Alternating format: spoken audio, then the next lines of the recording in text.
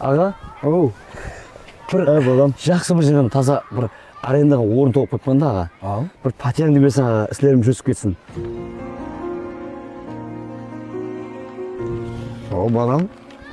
Әуелгі жұмысыңда бір машина пайда болды ма? Я келісе алмай қалдыңдар ма? Яқ, бәрі жақсы. Тек өз бетінше істеп көре қойындығым ғой. Жақсы пікір балам. Бірақ бұл хақында ұстазымның хабары бар ма? Разылығын алдың ба? Иә аға. Ол неге бар? Осы уақыт жүйем мені көп пайда көрді ғой. Қанша жәрдем бердім оған. Ұстазының разылығын алу шәкірттің жауапкершіліктерінің бірі. Халқымызда дана адап бар.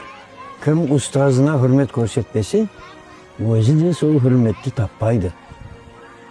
Ұстаз сені тек жұмыста емес, бәлкі тұрмыс жолында қалай қадам таслауды үйретеді.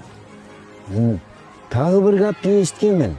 Ұстаз сені өз жолына үйретеді, бірақ бұл жолды жыллап, ниет етіп тапқан. Сен болса, елі үйренетін затларың көп. Ұстаздың тәжірибесі һәм мәслихаты сен үшін тикар болу керек.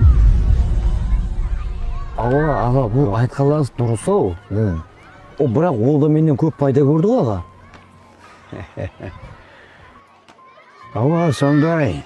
Сол пайданың орнына ол саған білім берді, тәжірибе үйретті, жұмысты қалай істеу керектігін үйретті. Есіңде тұт балам. Сенімді жойту аңсақ. Бірақ оны қайтадан тіклеу жүдә һәм қиын. Hürmet еткен инсан hürmet табады. Әне балам.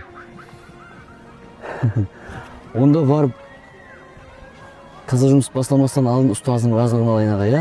Бәрекелді балам. Яқшы. Үйге кірдім онда.